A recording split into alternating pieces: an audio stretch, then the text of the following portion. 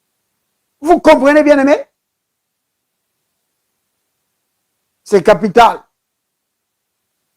La compréhension de la parole. Donc, le but, c'était vraiment ça. Donc, vraiment de l'enseignement d'aujourd'hui.